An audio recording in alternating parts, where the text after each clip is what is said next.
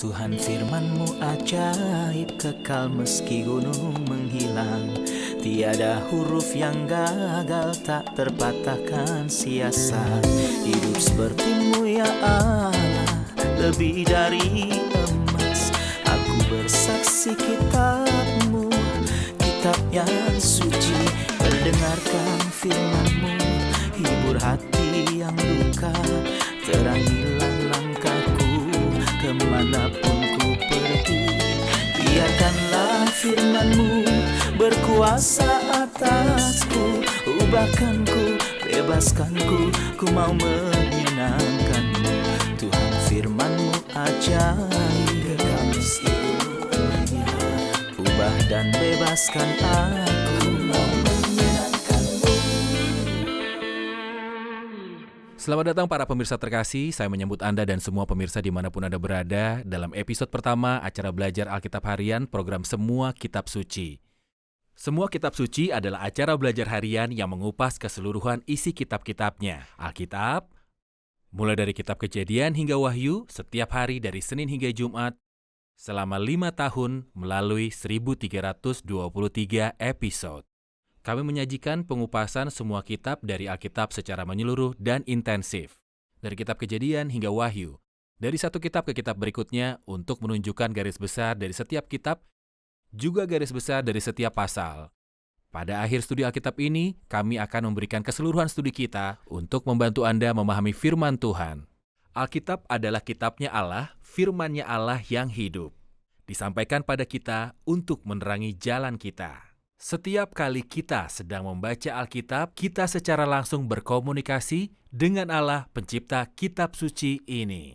Kita tidak hanya melihat sekedar goresan pena, melainkan nafasnya Allah yang hidup. Kita bisa temukan nafasnya melalui kata-kata di dalam Alkitab. Para pemirsa, dalam studi ini kami menyajikan sebuah studi yang bisa membantu jika Anda memang sungguh-sungguh ingin memahami isi Alkitab. Tapi jika Anda saat ini membenci Alkitab, saya menyarankan Anda untuk mempertimbangkan cara berpikir yang netral. Melalui studi ini, Anda bisa menemukan keagungan perkataan-perkataan dalam Alkitab. Dalam nama Allah, jika Anda berniat ingin mempelajari dan memahami firman Tuhan, Roh Kudus tidak akan pernah terlambat membuka mata Anda sehingga firman Tuhan akan memberikan pengertian hingga hal-hal yang sederhana. Melalui studi ini, kami akan menampilkan mengenai 10 episode dalam pembukaan program ini membahas mengenai isi dari Alkitab, tentang pengilhaman ilahi dan teorinya. Bagaimana Alkitab disampaikan pada kita, apa saja aspek-aspek keunikan dan kehebatan dari Alkitab, dan apa saja aspek validitas otoritas dari Alkitab, apa saja cara mempelajari Alkitab, bagaimana Anda bisa mendapatkan manfaat membaca dan mempelajari Alkitab, lalu dalam nama Allah, setelah menyelesaikan 10 episode pertama, kita akan mulai mempelajari Kitab Kejadian pasal pertama dari Alkitab.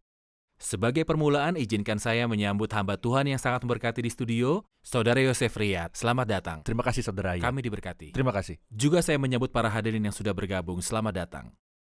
Saudara Yosef, seorang berkata mengenai Alkitab. Firman Tuhan adalah mengenai Allah yang berbicara. Kiranya firman-Nya jatuh di telinga dan pikiran kita sebagai penuntun menuju kekekalan, bacalah untuk diterangi dan berbuah. Percayalah pada isi dari firman Tuhan untuk dipenuhi dengan damai sejahtera. Milikilah hubungan yang erat dengan sang penulis Alkitab yang tidak lain adalah Roh Kudus. Ini adalah perkataan orang mengenai Alkitab. Saya ingin mendengar komentar Anda mengenai judul ini atau nama ini atau frasa ini, Alkitab. Bukan hanya sebuah kitab, melainkan kitab yang suci. Apa pendapat Anda? Saya melihatnya sebagai kitab yang unik dan tidak bisa dijadikan perbandingan dengan kitab lainnya. Kitab lainnya ditulis oleh manusia. Tidak seperti kitab ini dari Roh Kudus. Orang-orang berbicara atas nama Allah, 2 Petrus 1 ayat 21, oleh dorongan Roh Kudus. Ayat terkenal lainnya, segala tulisan yang diilhamkan Allah, yang berarti adalah nafasnya Allah. Allah telah menghembuskan nafasnya pada butiran debu dan jadikan makhluk hidup itu Adam. Hal sama terjadi dengan Alkitab. Perkataannya adalah nafasnya Allah. Dikatakan tadi Alkitab memberi hidup bagi pembacanya dengan sungguh hati. Dikatakan tadi ia memberi hidup. Allah berkata, perkataan-perkataan yang telah kukatakan kepadamu adalah roh dan kehidupan. Saya teringat sebuah kisah yang pernah saya baca sebelumnya. Walter Scott yang ketika dalam keadaan sakarat meminta teman dan saudara iparnya, Luke Hart, untuk membacakan kitab. Luke melihat ke perpustakaannya yang dipenuhi dengan 15.000 buku dan berkata, "Jelaskan, buku manakah yang kamu maksudkan?" Scott menjawab bahwa tidak ada kitab yang layak disebut sebagai sang kitab kecuali satu, Benar. yang adalah Alkitab. Tidak ada buku di muka bumi ini yang bisa disebut sebagai sang kitab, Benar. kecuali Alkitab. Benar. Itu kitabnya Allah. Benar, Kita bertemu dengan Allah secara langsung melaluinya. jelas. Kita mempunyai Alkitab. Ketika kita menerimanya, dunia terbagi menjadi dua kelompok. Sudah sejak dahulu kala. Ada sekelompok orang yang mencintai Alkitab, tunduk padanya, Jelas. membacanya, mempelajari dan berlutut di hadapannya dan memelihara Alkitab. Kelompok yang satu tidak menyukai Alkitab, mengkritik Alkitab, mencari kesalahannya yang bisa ditemukan di dalam isi Alkitab. Mengapa Alkitab membagi dunia dalam dua kelompok? Sebenarnya di dunia ini terbagi dua kelompok. Contohnya adalah Allah menyatakan ada dua jenis keluarga, yaitu anak-anak Allah, ada juga anak-anak iblis. Ada yang akan hidup dan ada yang akan mati. Beberapa adalah terang. Memang dulu kamu adalah gelap, tapi sekarang kamu adalah terang dalam Tuhan. Dunia memang terbagi-bagi. Banyak yang menolak Allah dan tidak suka mengetahui jalannya. Ini dinyatakan dalam kitab Ayub pasal 21. Apakah Anda berharap orang-orang seperti ini mau menerima firman-Nya? Apakah mereka akan menyambut Tuhan? Tidak kan? Tidak akan pernah. Mereka fasik. Seperti yang Yesus katakan, terang telah datang dalam dunia. Tetapi manusia lebih menyukai kegelapan daripada terang. Sebab perbuatan-perbuatan mereka jahat. Tentu saja, Yesus merujuk dirinya sang terang. Yesus berkata kalau dia adalah sang terang. Jadi memang Alkitab adalah pelita bagi kakiku dan firman-Nya adalah terang bagi jalan-jalanku. Demikian pula banyak orang meresponi Yesus firman yang menjadi manusia dengan dua sikap yang saling bertentangan. Hampir sama dengan mereka yang juga merespon firman yang tertulis bahkan dalam situasi beda. Banyak orang yang sangat membenci Alkitab. Tapi juga ada banyak yang mencintai dan menghargai Alkitab ini dengan sepenuh hati mereka. Anda telah menunjukkan poin yang sangat penting, yaitu kesamaan antara firman sebagai tulisan dan aspek Benar. pribadi Allah sebagai terang. Benar. Allah itu adalah sang terang yang telah mengalahkan segala kegelapan dalam hati manusia. Tapi ada kelompok yang menolak terang ini. Ya. Alkitab juga adalah terang yang membongkar kebobrokan manusia. Manusia tidak suka kejahatannya ketahuan, Benar. maka menolak terang ini. Benar. Ini salah satu alasan utamanya. Tentu. Mengapa pikiran manusia menolak Alkitab? Benar.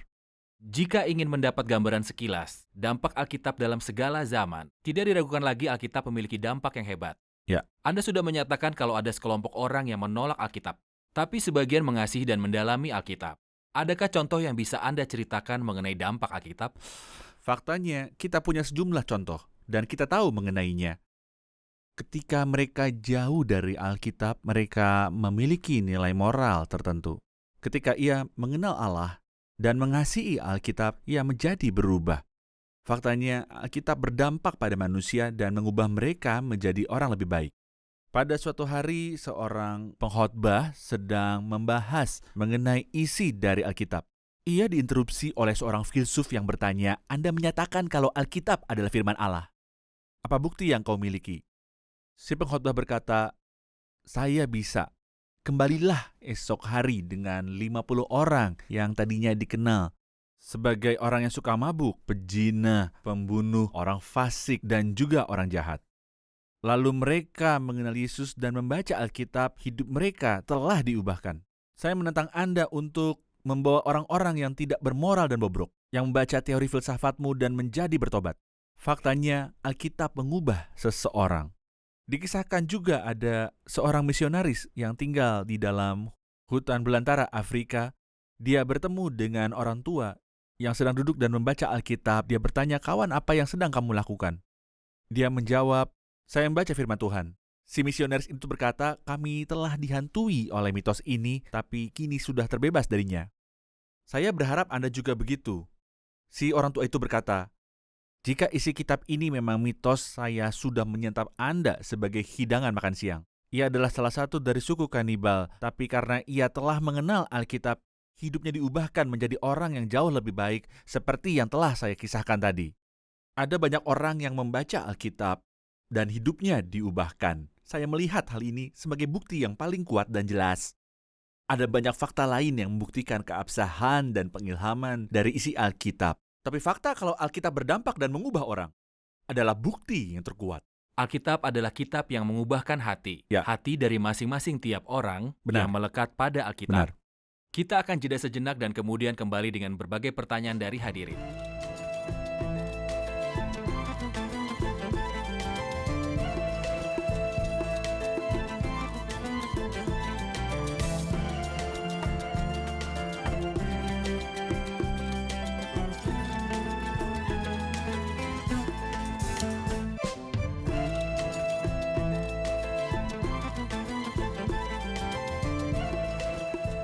Sebelum adanya Taurat, sudah ada hubungan antara Allah dan orang-orang kepercayaannya seperti Henokh dan Abram, tanpa adanya perantaran Alkitab maupun Taurat. Pertanyaannya, apakah kita memang perlu memegang pengilhaman seperti tertulis di Alkitab? Bisakah kita tetap memiliki hubungan dengan Allah tanpanya? Pertanyaan yang bagus. Sebelum Musa, untuk masa yang panjang ketika belum ada Taurat, manusia sudah memiliki hubungan dengan Allah. Mungkinkah manusia memiliki hubungan dengan Allah dengan cara itu? Dan tidak memerlukan kitab apapun? Saya bisa menyatakan kalau memang ada masa ketika umat manusia tidak memiliki kitab suci sama sekali, namun manusia tidak pernah melalui satu zaman tanpa wahyu Allah. Allah berkomunikasi dengan para leluhur. Saya bisa menyatakan itu berdasar kitab Kejadian. Dari kitab Kejadian pasal 4 sudah ada komunikasi antara Allah dan umat manusia, sudah ada pewahyuan. Pasal itu diakhiri dengan pernyataan kalau orang mulai memanggil nama Tuhan dalam Kejadian pasal 4. Di sini terbukti ada sebuah hubungan. Tapi Allah memelihara kesaksian lisan ini melalui manusia yang berumur sangat panjang. Sehingga dari generasi Adam sampai generasi Musa, kita dapat meringkasnya menjadi hanya 5 generasi saja. Mulai dari Adam hingga Musa ada masa yang begitu panjang. Tapi kita bisa meringkasnya menjadi 5 generasi karena Allah telah memelihara kesaksian lisan ini melalui manusia-manusia yang berumur panjang. Tapi kapan sebenarnya titik di mana manusia membutuhkan Alkitab? Segera sesudah air bah, penyembahan berhala mulai menyebar. Juga ada bahaya kalau firman Tuhan sampai terlupakan atau sampai rusak entah karena ditambahi atau dikurangi. Juga untuk meneruskannya dari generasi ke generasi, dari satu tempat ke tempat lain. Untuk menjaga mereka dari kelupaan, dari kerusakan, disalahartikan, dan untuk memudahkan menceritakan pada keturunan mereka. Maka ada kebutuhan menyandang tinggi Alkitab yang mengandung deklarasi ilahi. Benar. Anda telah menyatakan kalau Musa yang pertama menulis. Ya. Musa memang yang pertama-tama menulis, tetapi ia bukan orang pertama yang mengenal Allah. Benar. Sudah ada pengetahuan tentang Allah dan deklarasinya ke sejumlah orang. Sejak semula, umur panjang manusia menjadi sarana bagi Allah untuk memelihara pengetahuan ini hingga disampaikan pada Musa yang menuliskannya di bawah pengilhaman Allah. Ya. Benar. Kita selalu kembali bertemu dengan kalimat bahwa Alkitab adalah makhluk yang hidup. Kita bertemu seseorang di dalamnya. Benar. Alkitab tentu bukan hanya sekedar goresan pena saja. Benar. Lebih baik menyatakannya sebagai makhluk yang hidup, nafas Allah, apa yang Benar. Alkitab katakan tentang dirinya, sehubungan dengan poin ini.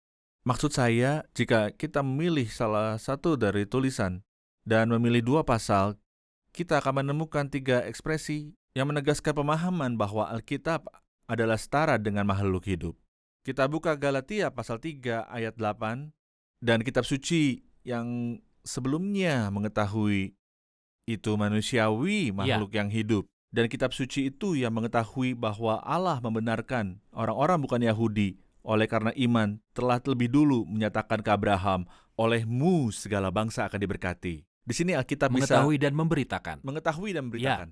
Di ayat 22 dinyatakan kalau Alkitab itu tertutup bagi semua orang di bawah dosa. Alkitabnya bisa terlihat, namun telinga dan mata manusia tertutup dari kebenarannya. Kita lihat ketika sampai pada pasal 4 ayat 30. Jadi Alkitab bisa melihat, memberitakan, mengurung, dan berkata Alkitab seperti makhluk hidup ya karena Allah adalah sumbernya, Allah yang adalah sumber kehidupan. Jadi kita berdiri di hadapan kitab suci yang hidup, bukan Benar. hanya goresan pena. Bukan. Allah juga berbicara melalui Alkitab. Tidak hanya hidup, tapi menghidupkan. Benar. Banyak orang yang telah membacanya dan dianugerahi hidup. Ini adalah firman-Nya Tuhan. Ya. Saudara Yosef, ada pertanyaan yang sering muncul bisa diringkas dalam satu pertanyaan. Jika memang ada kitab yang berasal dari Allah, Ya. apa saja ciri-cirinya? Karena bisa saja ada sekelompok orang yang mengaku-ngaku kitabnya juga berasal dari Allah. Benar. Jadi bagaimana membedakan kitabnya Allah dengan kitab lainnya? Ya. Apa ciri-cirinya? Mari kita lihat bersama ciri-ciri kitab yang memang berasal dari Allah dan kita dengarkan komentar dari Anda. Ya. 7 ciri kitab yang berasal dari Allah adalah tema yang pertama, menyatakan tentang Allah dan sifat-sifatnya serta mendeskripsikannya dengan lengkap. Yang kedua, isinya harus dimulai dari masa kekekalan sampai kekekalan karena isinya membahas Benar. mengenai Allah. Benar. Allah yang kekal. Yang ketiga, isinya harus mengisahkan bagaimana dunia diciptakan dan siapa pemiliknya. Tuhan pemiliknya. Benar. Keempat, isinya harus membongkar dan membuktikan kebobrokan umat manusia. Hmm. Kelima, harus menunjukkan bagaimana Allah menyelamatkan manusia dengan caranya. Keenam, isinya harus menyatakan kekekalan Allah dan kehadiran Allah. Ketujuh, isinya harus mengubah hidup dan moral dari para pembacanya. Inilah kitab yang berasal daripada Allah. Benar. Ciri-ciri ini bisa dipegang untuk menilai sebuah kitab, apakah memang memiliki ciri-ciri yang sama. Benar. Mari kita renungkan kembali ke 7 karakteristik Alkitab ini karena saya ingin ini bisa dipahami dengan jelas oleh pemirsa. Jika kita ingin meringkas ketujuh ciri ini, berarti kitab yang berasal dari Allah menyatakan mengenai Allah, umat manusia, dan jalan menuju keselamatan. Jika sebuah kitab tidak menyatakan siapakah ilah yang tidak boleh disembah, ilah yang tidak dikenal. Banyak orang yang menyembah Allah yang tidak dikenal sampai saat ini. Tak hanya pada masa orang Yunani yang dikisahkan dalam kitab Kisah Para Rasul pasal 17. Akan tetapi Allah dalam Alkitab telah menyatakan dirinya kepada kita sesuai dengan natur dan juga sifat-sifatnya. Gambaran yang cocok untuk Allah. Gambaran yang cocok untuk Allah. Iya, Lalu ia kemudian menyatakan mengenai saya betapa saya tidak berdaya di hadapan dosa. Apakah ada jalan menuju keselamatan? Jawabannya adalah tentu ada. Syukur pada Allah, kata Rasul Paulus kepada Timotius mengenai Alkitab. Kitab suci yang dapat memberi hikmat kepadamu dan menuntun engkau kepada keselamatan. Jadi kitab suci memberitahu saya mengenai Allah, mengenai manusia, dan jalan menuju kepada keselamatan. 3 hal tersebut adalah hal yang sangat penting untuk dapat mengetahui siapakah Allah. Kita membaca ayat pertama dalam Alkitab, pada mulanya Allah menciptakan langit dan bumi. Siapapun yang menolak deklarasi ilahi akan hidup dengan memegang berbagai doktrin, seperti misalnya teori, evolusi, dan faktanya ada sebuah buku yang baru-baru ini diterjemahkan dalam bahasa Arab. Judulnya adalah Saya Tidak Perlu Memiliki Iman Untuk Menjadi Seorang Ateis. Yang artinya ateisme membutuhkan iman besar, karena contohnya siapa yang menciptakan alam semesta? Ini pertanyaan besar, teori kesimpulannya pun tidak masuk akal dan tidak mendekati kebenaran. Ini semua adalah omong kosong. Siapa yang menciptakan alam semesta ini? Mulailah mereka menawarkan berbagai teori aneh yang menolak keberadaan Allah. Alkitab tidak memulai dengan usaha untuk buktikan keberadaan Allah, tapi menyatakan kalau pada mulanya Allah yang menciptakan langit dan bumi. jika kita harus memilih salah satu dari ketujuh ciri-ciri ini, jika kitabnya Allah menjelaskan betapa bobroknya umat manusia, mengapa kitab ini menyatakan kalau manusia benar-benar rusak total? Maksud saya, kitab lain bisa memuliakan manusia Ya. dan meninggikan manusia. Mengapa Allah menyatakan manusia begitu bobrok? Sebenarnya sebelum Alkitab menyatakan itu, Allah telah menyatakan sejak semula. Dalam Kejadian 6, dinyatakan kalau kejahatan manusia besar di bumi dan bahwa segala kecenderungan hatinya selalu membuahkan kejahatan semata-mata. Bumi begitu rusak, lalu tibalah penuntun untuk membuktikan apakah memang benar kondisi manusia demikian. Tiba-tiba turunlah hukum Taurat sebagai penuntun pada 1600 tahun yang lalu. Berapa orang yang bisa taat pada Taurat? Berapa orang? Bahkan Musa sendiri tak sampai di surga dengan kesalehannya, tetapi karena kasih karunia Allah. Dia tidak masuk tanah perjanjian karena ia telah berdosa. Benar. Manusia menjadi rusak karena ia dilahirkan dari dosa, dan inilah yang dinyatakan Alkitab. Dalam dosa aku dikandung ibuku, sesungguhnya dalam kesalahan aku diperanakan. Juga engkau pemberontak sejak dari kandungan. Saya yakin hal ini terjadi pada anak-anak kita. Kata pertama yang biasa dipelajari seorang anak bukanlah ya, melainkan kata pertamanya yang dipelajari adalah tidak. Ini adalah fakta. Kenyataannya Alkitab menyatakan ini bukan untuk mempermalukan kita, melainkan supaya kita tahu kalau kita adalah pendosa yang sakit, bahwa tidak ada orang yang tak berdosa di antara kita sampai Allah datang dan membawa pada kita obatnya. Karena ketika Yesus datang, kita langsung mendapatkan obat dari Allah karena di bawah kolong langit tidak ada nama lain yang menyelamatkan. Benar, kita jeda sebentar dan kembali dengan berbagai pertanyaan dari hadirin.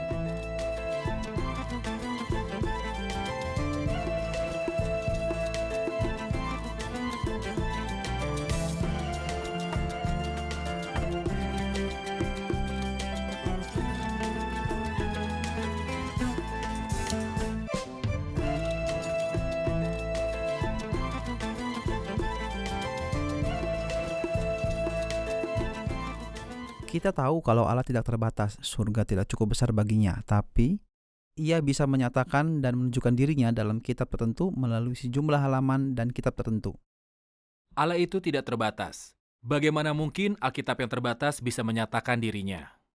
Saya jawab pertanyaan dengan ayat yang menyatakan kalau isi dari seluruh Alkitab itu tidak terbatas sifatnya. Aku melihat batas-batas kesempurnaan, tetapi perintahmu itu luas sekali. Aku melihat batas-batas kesempurnaan. Firman Tuhan tidak terbatas. Seseorang bisa menulis satu artikel per hari dan membahas mengenainya dalam sejarah ribuan tahun. Jika kita kembali pada 7 ciri yang baru kita bahas barusan, Alkitab menyatakan pada kita mengenai hal yang tidak ketinggalan zaman dan sifatnya kekal. Meskipun ditulis lebih dari 1600 tahun, isinya mengenai hal-hal yang tidak ketinggalan zaman. Hikmat yang ditetapkan Allah sebelum dunia dijadikan bagi kemuliaan kita, dan Dia membawa kita hingga ke masa kekekalan. Akan ada langit yang baru dan bumi yang baru, hari Tuhan ketika Ia akan menjadikan segala-galanya di dalam segalanya. Ya, ini adalah deklarasi yang tidak terbatas. Allah menyatakan kepada kita hal-hal yang tidak berkesudahan.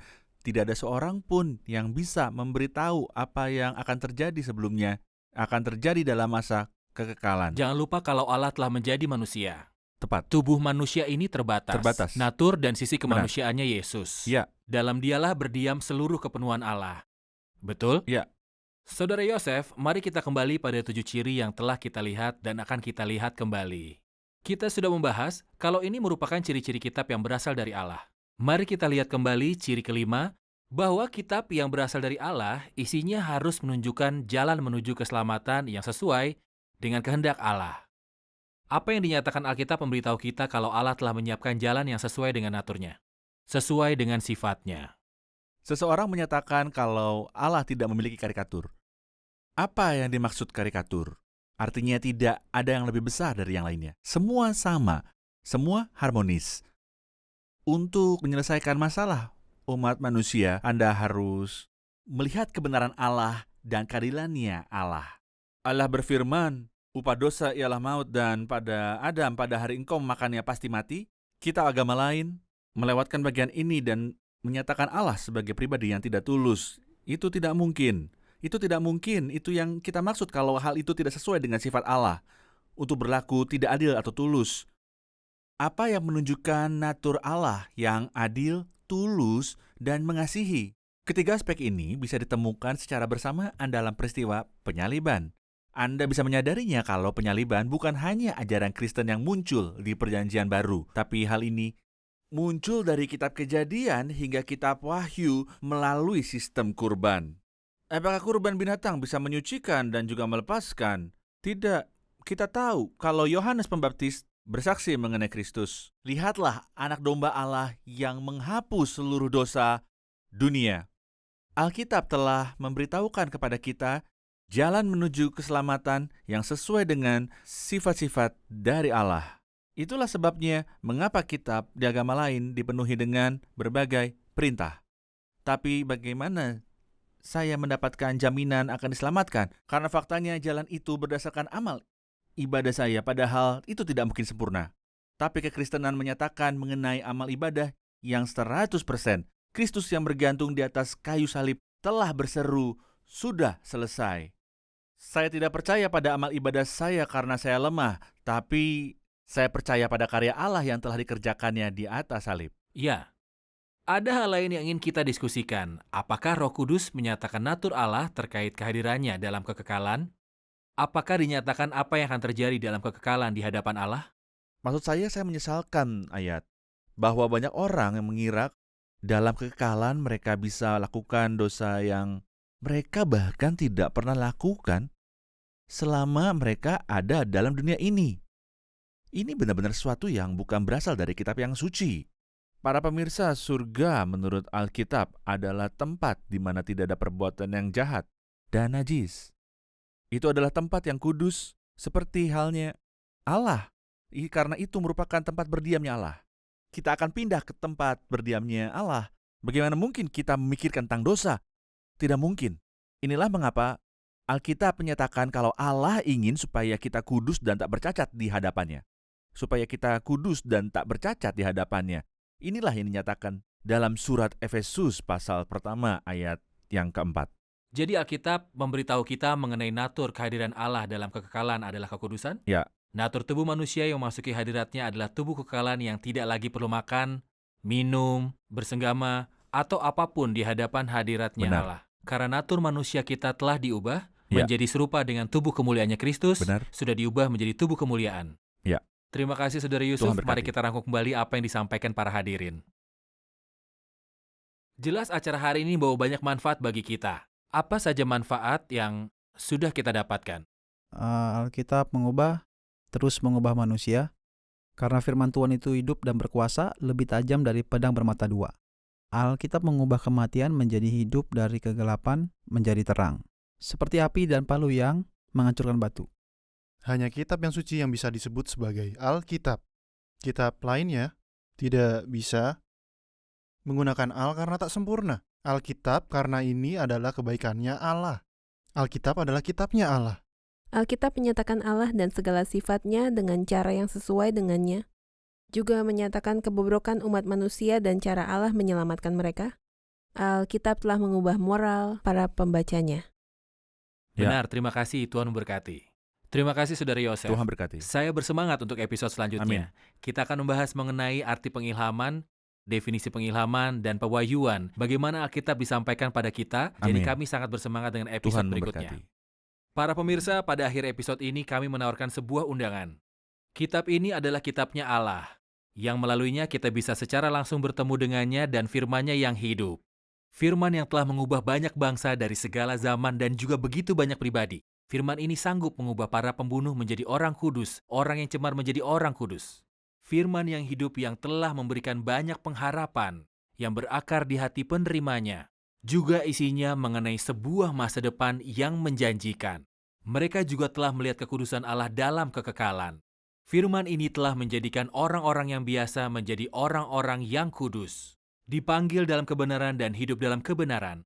Anda juga bisa mengalaminya jika Anda menerima semua ajaran ini sebagai firman-Nya Allah. Jika Anda memiliki berbagai pertanyaan terkait Alkitab, teori pengilhaman, dan bagaimana Alkitab disampaikan pada kita, kirim pertanyaan Anda ke email info@semuakitabsuci.com. Atau Anda juga bisa mengunjungi website kami, semuakitabsuci.com. Anda juga bisa mengirimkan pertanyaan Anda ke Facebook fanpage Semua Kitab Suci. Atau bisa hubungi nomor telepon yang muncul pada masa jeda episode berikutnya. Sampai jumpa pada episode yang mendatang, Tuhan menyertai.